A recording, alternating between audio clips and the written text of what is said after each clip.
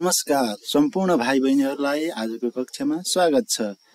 सामाजिक अध्ययन कक्षा 10 अन्तर्गत एकाइ 3 हाम्रा सामाजिक मूल्य र मान्यता अन्तर्गत रहेको पाठ 4 हाम्रा लोक तथा शास्त्रीय नृत्य our folk and classical dance को बारेमा आज हामी अध्ययन गर्नेछौँ। ल त हामी पाठतिर लागौँ। पाठ 4 हाम्रा लोक तथा शास्त्रीय नृत्य। भाइ बहिनीहरू, नेपाली मौलिक लोकगीत वा लोक भाकाहरूमा आधारित भएर सुर ताल लयमा गरिने अभिनय सहितको नृत्यलाई लोकनृत्य भनिन्छ। सुख दुःख माया प्रीति र यथार्थ कुराहरूलाई समेटेर तयार पारिएको लोक भाकामा आधारित भई प्रस्तुत गरिने नृत्यलाई लोकनृत्य भनिन्छ। जस्तै मारुनी नृत्य, झ्याउरे नृत्य, चण्डी नाच आदि। यस्ता नृत्यले हाम्रा सामाजिक संस्कार, संस्कृति र परम्पराको जगेर्ना र मनोरञ्जन प्रदान गर्ने गर्दछन्। विभिन्न धर्मशास्त्र तथा यससँग सम्बन्धित देवी देवताको चरित्र वर्णन गर्दै गर्ने नृत्य शास्त्रीय नृत्य हो। यस नृत्यमा शरीरका विभिन्न अङ्ग जस्तै आँखा, औँला, मुख, हातद्वारा गीत सङ्गीतको भावलाई व्यक्त गरी प्रस्तुत गरिन्छ। यी नृत्यहरू नियमबद्ध र रागात्मक हुन्छन्। जस्तै पञ्चबुद्ध नृत्य, चर्या नृत्य, कार्तिक नृत्य आदि। यस्ता नृत्यले धार्मिक आस्था र विश्वासलाई मजबुत र बलियो बनाउँछ। भाइ बहिनीहरू, नेपालमा प्रचलित केही लोक तथा शास्त्रीय नृत्यलाई हेरौँ।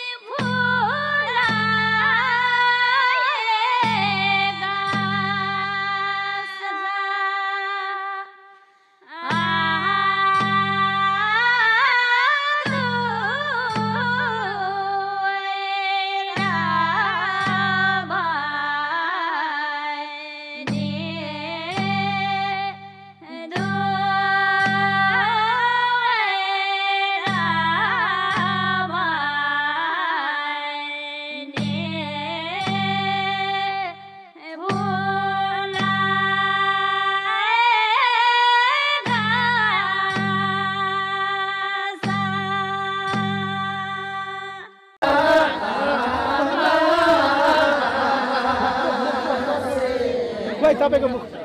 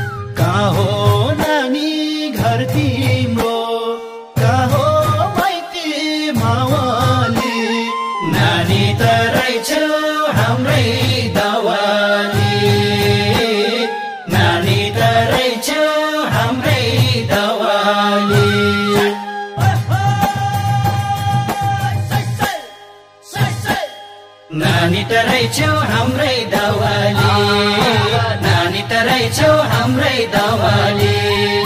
कहाँ हो नानी घर तिम्रो, कहाँ हो माइती मावाली। नानी तरै छौ हाम्रै दवाली, नानी तरै छौ हाम्रै दवाली। कहाँ हो नानी घर तिम्रो, कहाँ हो माइती मावाली। नानी तरै छौ हाम्रै दवाली, नानी तरै छौ हाम्रै दवाली।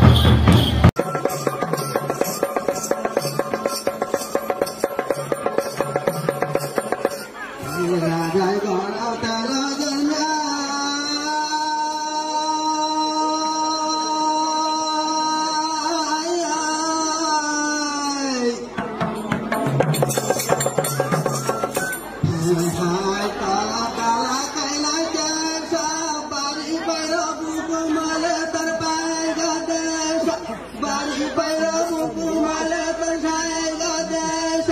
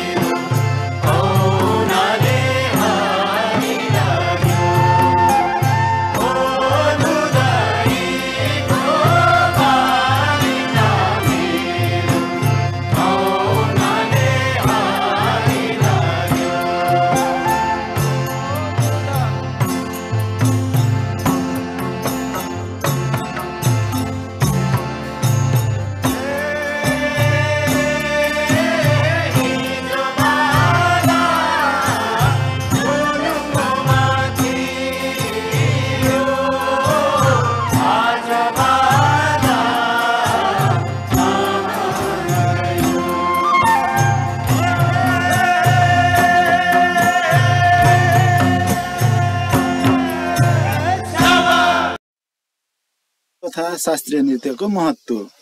नेपाली लोक तथा शास्त्रीय नृत्यको महत्त्व निम्न प्रकार रहेको छ। व्यक्तिमा कला र सिपको विकास हुन्छ। देशको मौलिक संस्कृतिको संरक्षण र सम्वर्धनमा टेवा पुग्छ। शारीरिक र मानसिक सक्षमता विकास हुन्छ। सामाजिकरण र असल सामाजिक सम्बन्ध विकास गर्न मद्दत पुग्छ। मनोरञ्जन प्रदान गर्छ। आन्तरिक एवं बाह्य भ्रमणका अवसरहरू प्राप्त हुन्छन्। पर्यटन प्रवर्धनमा सहयोग पुग्छ। रोजगारीको अवसर प्राप्त हुन्छ। लोक तथा शास्त्रीय नृत्य बीचको भिन्नता।